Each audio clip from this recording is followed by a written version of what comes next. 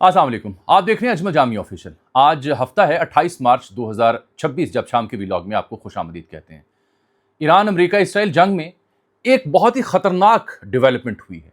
Yemen के हौसी बाकायदा इस जंग का हिस्सा बन गए हैं। इसराइल को टारगेट किया उन्होंने, एक नहीं बल्कि कई एक बैलिस्टिक मिसाइल्स के जरिए।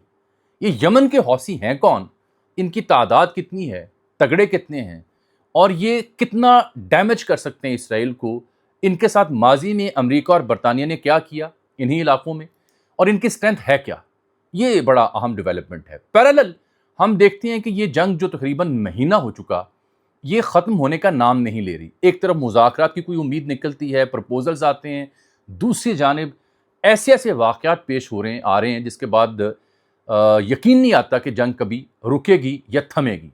मिसाल के तौर पर ईरान ने सऊदी अरब में और यूएई में अहम तरीन जो अमरीकी अड्डे हैं, बेसेस हैं, उनको टारगेट किया है। ना सिर्फ उनके जहाज़ तबाह किए बल्कि बड़ी तादाद में अमरीकी फ़ौजी भी उसमें ज़ख्मी हुए हैं। डोनाल्ड ट्रंप साहब, मैं 3-4 दिनों से उनका मुसलसल जिक्र कर रहा हूँ कि मौसूफ फ्रस्ट्रेशन का शिकार भी हैं और साथ नरगिसिया ज़दा भी हैं, नार्सिसिस्ट भी हैं। अब जो उन्होंने मोहम्मद बिन सलमान साहब के बारे में जो गुफ्तगू की है, मैं तो उसको उर्दू तर्जुमा नहीं कर पा रहा, साथ ही उसकी तारीफ़ भी कर रहे हैं। अजीब व गरीब वो पैगामात और ऐलानात कर रहे हैं जो समझ से बालातर हैं। वो उनकी शख्सियत को समझाने के लिए काफ़ी हैं कि उनकी शख्सियत है कैसी। पाकिस्तान में भी ऐसे किरदार पाए जाते हैं वैसे।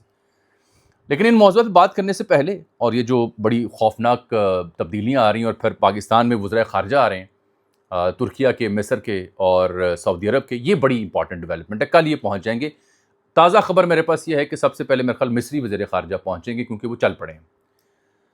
और प्राइम मिनिस्टर जो पाकिस्तान के शहबाज शरीफ, इनकी आज ही के दिन जो ईरानी सदर उनके साथ 1 घंटे से ज़ायद टेलीफोनिक गुफ्तगू हुई, जो मेरे लिए बड़ी इंपॉर्टेंट है।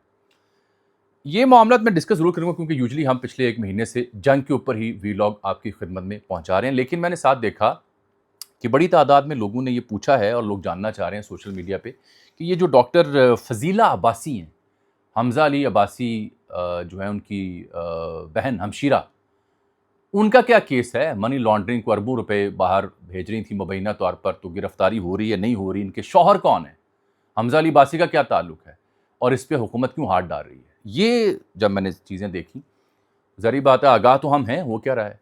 साथ क्रिकेटर नसीम शाह का भी किस्सा आपके सामने है। तो नसीम शाह के ऊपर ज़रा 2 जुमले मुझसे सुन लें। बात ये होती है कि अभी माज़ी करीब में अदाकार लेजेंड सुहेल अहमद साहब ने अपनी सियासी राय का इजहार किया। कुछ लोगों को पसंद आई, कुछ को नहीं आई। नसीम शाह के अकाउंट से कोई ऐसी बात हुई सीएम पंजाब के हवाले से, नहीं होनी चाहिए थी उसूली तौर पर, उनका ये काम नहीं है। लेकिन फिर थोड़ा सा दामन भी वसी होना चाहिए। तनकीद, तारीफ़, बहस, मुबाहिसा, इख्तलाफ, ये फिर जो लोग अपने आप को जमहूरी कहलाते हैं, उनका फिर ज़रफ़ और सीना भी कुशादा होना चाहिए। इतने सा तबसरा। लेकिन मुद्दा ये डॉक्टर फजीला अब्बासी साहिबा का है। बहुत बड़ी जो सवाल और सुर्खी उठाई जा रही कि जी इनके शौहर नामदार कौन हैं, अगर उनका नाम पता चल गया तो बहुत से लोगों के पर जलेंगे। इनकी वालदा मोहतरमा के क्या ताल्लुकात हैं, किस सियासी जमात से हैं, इनके भाई हमज़ा अली अब्बासी। भाई सादा सी बात, डिटेल्स में जाए बगैर, मुद्दा ये है कि मोहतरमा जो हैं डर्माटोलॉजिस्ट, टिकटॉकर भी बड़ी मशहूर हैं, पहुँचे हुए लोग होते हैं ये सारे, इनकी गिरफ्तारी आप समझे होने जा रही है वेरी सून। टीमें बन चुकी हैं। अब उस गिरफ्तारी के बाद किन लोगों की इमा पर ये पैसे बाहर जा रहे थे, दुबई, अमेरिका या आगे पीछे, उनके नाम सामने आएंगे। ये कहानी मुझे इसलिए कोई ज़्यादा नई या अनोखी नहीं लग रही कि पाकिस्तान में मनी लॉन्ड्रिंग, वो अदाकारा खातून थी, मॉडल गर्ल थी, क्या नाम था उसका, अयान अली, वो टीटियाँ जो लगती थीं नून लीग के रहनुमाओं के हवाले से नाम आते थे, मुश्ताक हथौड़ा, मुश्ताक चीनी, जरदारी साहब के नाम से आती थी। तो ये कहानियाँ पाकिस्तान में एक अरसे से हैं मनी लॉन्ड्रिंग वाली, मुख्तलिफ किरदारों की। तो अब ये एक नया इजाफा है। मकसूद इससे मुझे लगता है कि शायद कुछ पीटीआई के लोगों के नाम इसमें आएंगे, क्योंकि हुकूमत वक्त अपने असर और रसूख के हामिल लोगों के ऊपर मनी लॉन्ड्रिंग के पर्चे नहीं डाला करती, अपनी नैया डूब जाती है। ये जो मोहतरमा है, इनके बारे में हमज़ा अली अब्बासी ने आज फिर तंग आके एक नोट जारी किया है। इन्होंने कहा जी मेरा इससे ताल्लुक़ नहीं है, मुझे माफ़ कीजिए, मैं इस पर तबसरा नहीं कर सकता। बहन की हिमायत उन्होंने की है, लेकिन बड़ा क्लियर, बड़ा वेल रिटन नोट था हमज़ा अली अब्बासी का, जो मैंने पढ़ा, अंग्रेज़ी ज़ुबान में था।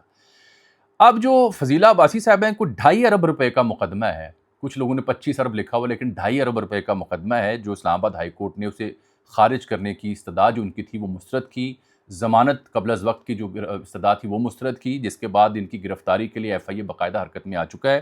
خادم حسین صاحب جج سے اسلام آباد کے، ایف آئی اے کا یہ مقدمہ ہے، امریکہ اور دبئی میں رقم منتقل کرنے کا الزام ہے، ٹک ٹاک پر بھی بڑی مشہور ہیں، 22 بینک اکاؤنٹس ہیں محترمہ کے، جس میں کچھ 2.5 ارب روپے جو ہیں وہ آگے پیچھے کیے گئے، منی لانڈرنگ کا الزام ہے ان پہ، حالانکہ جو ایف بی آر میں ان کے ایسٹس ڈکلیئر ہیں وہ کچھ 60 لاکھ سالانہ بنتے ہیں، تو یہ تو 3-4 لاکھ روپے بنتا ہوگا، 5 لاکھ بنتا ہوگا، تو اس کے حساب سے 2.5 ارب کہاں سے آیا، یہ سوال اہم ہے۔ کوئی بھی ہو، اگر ایسی کوئی کارروائی ہے تو وہ دودھ کا دودھ پانی کا پانی ہونا چاہیے۔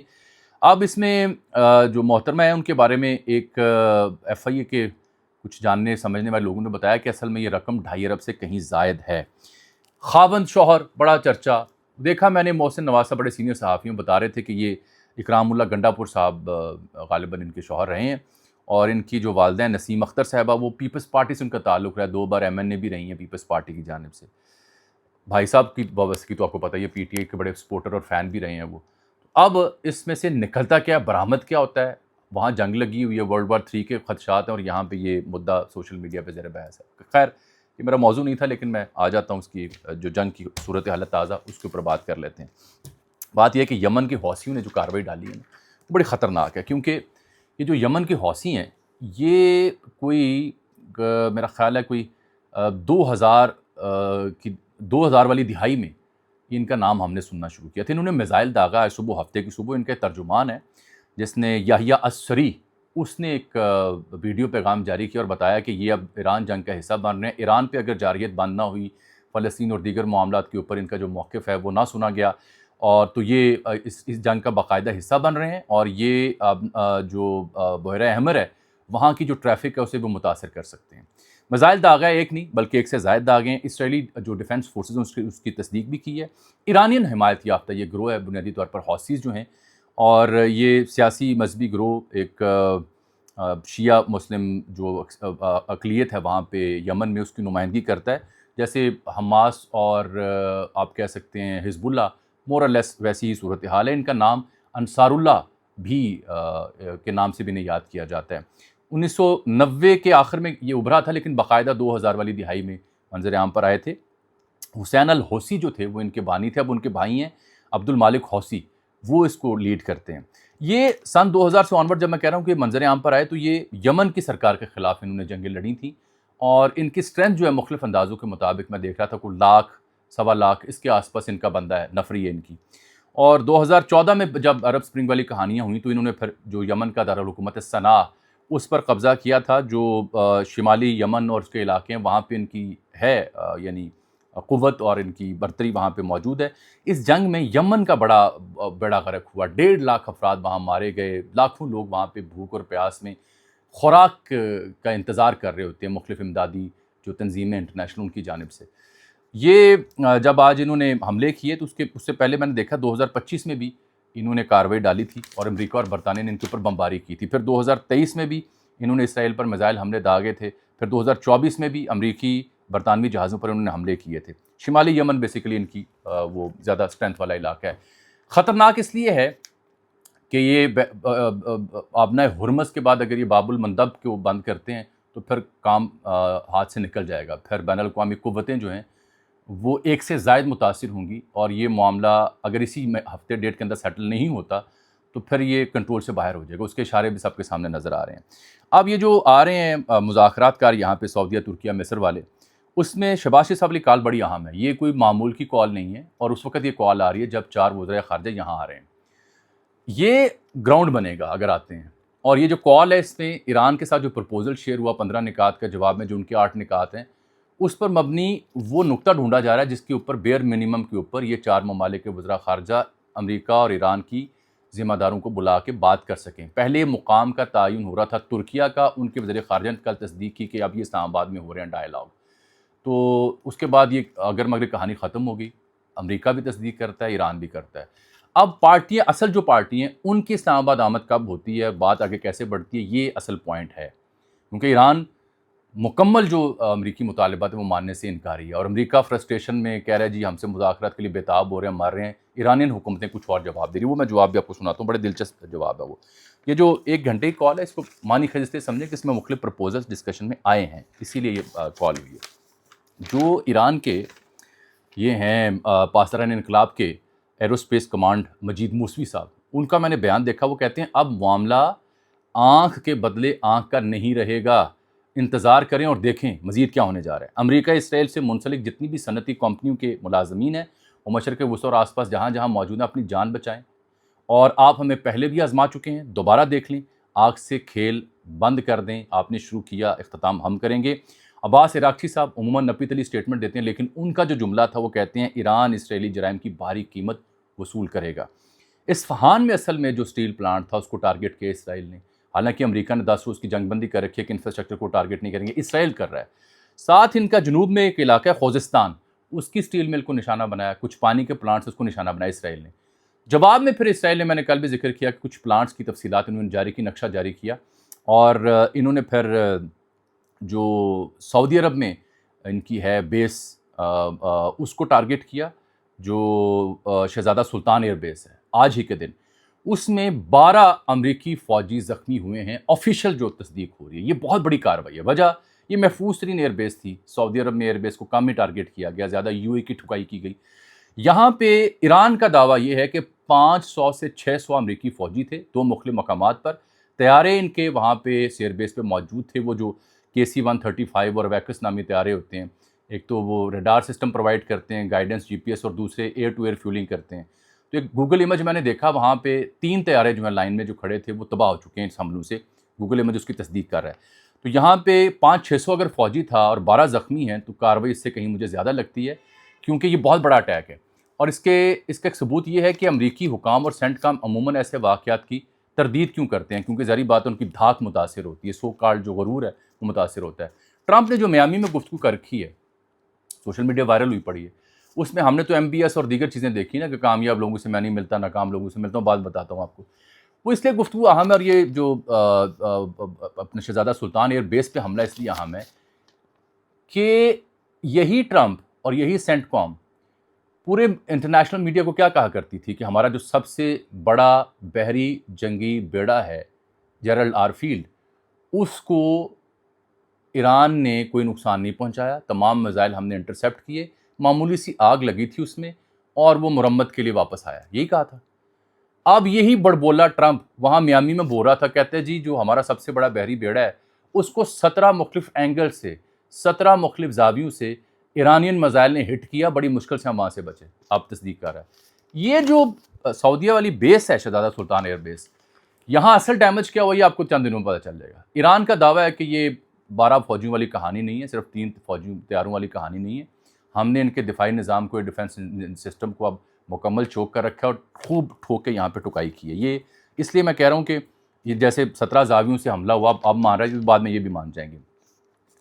ایک اور ثبوت یہ ہے کہ ان کے دفاعی قوت میں خسارہ ہوا کہ انہوں نے ایک اور ان کا طیارہ بردار جہاز ہے، مختلف صدور کے نام پہ رکھے ہوتے ہیں، اس کا نام ہے USS جارج بش کے نام سے رکھا ہوا، سینئر والے کے نام پہ.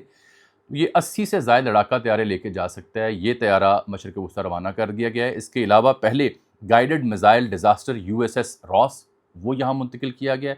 ڈونلڈ کک نامی ایسا ہی ایک بحری جہاز ہے جنگی، وہ یہاں منتقل کیا گیا ہے. USS میسن وہ یہاں منتقل کیا گیا، اور 10,000 میرینز بھی یہاں ڈپیوٹ کیے گئے.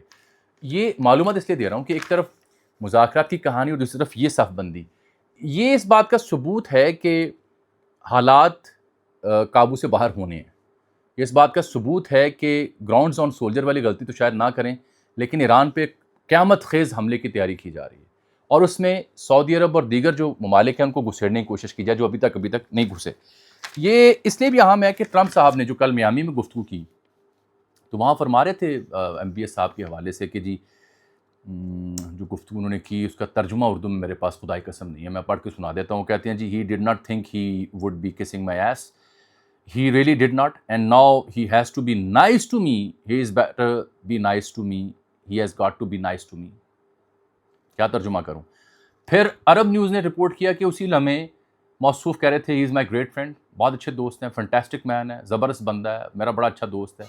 اب میں یہ بات اس لیے کر رہا ہوں کہ یہی ایم بی ایس صاحب اور یہی سعودی عرب 1 ٹریلین سے زائد کی سرمایہ کاری امریکہ میں کرنے جا رہے جب ٹرمپ آیا تھا سعودی عرب، یاد ہے آپ کو؟ 85 ارب ڈالر کا دفاعی بجٹ ہے ان کا، یاد ہے آپ کو؟ یہی صورتحال یو اے ای اور دیگر کی ہے۔ سعودی عرب تو بہت بہتر پوزیشن میں ہے نا جی ہر لحاظ سے۔ یہ سب سے زیادہ کم بختی اور بدبختی اور جو دیگر کارروائیاں جن کا ذکر میں ویلاگ میں کر چکا ہوں وہ یو اے ای والے کر رہے ہیں اور وہ بھگت بھی رہے ہیں۔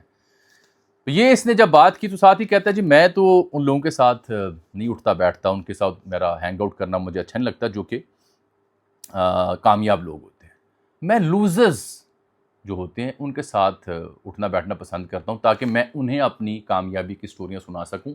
جو کامیاب لوگ ہیں ان کے ساتھ اس لیے اٹھتا بیٹھتا نہیں کیونکہ ان کی سٹوریاں سننی پڑتی ہیں، تو یہ مجھ سے نہیں ہوتا، میں خود اپنی کہانیاں بیان کرنا چاہتا ہوں۔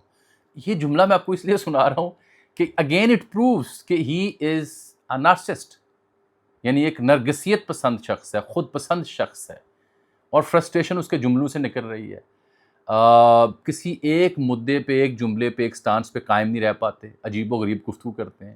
وہاں میامی والی گفتگو میں کہتے ہیں اچھا میں اب سوال جواب آپ سب کے لیتا ہوں، اور وہاں کسی بھی موضوع پہ مجھ سے آپ بات کر لیں، حتیٰ کہ آپ سیکس کے اوپر بات مجھ سے کر سکتے ہیں۔ یہ جملہ اس نے بولا، میں نہیں بول رہا، اور ایم بی ایس صاحب کے بارے میں گفتگو میں نے آپ کو بتا دی ہے۔ بہرحال مجھے خدشہ یہ ہے کہ یہ اچھا آپ نے ہرمز میں پاکستان کے 2 مزید جو کارگو تھے وہ وہاں سے کلیئر کر دیے کہ گزر رہے ہیں، وہ پاکستان آ رہے ہیں۔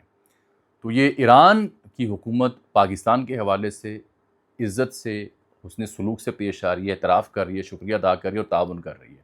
غلط فہمی میں مبتلا ہونے کی ضرورت نہیں ہے۔ جو اس نے جے شنکر نے کہا تھا کہ جی دلالی کر رہا ہے پاکستان، تو میرا خیال وہ خواجہ آصف سے مجھے 1000 اختلاف ہوتے ہیں، 1000۔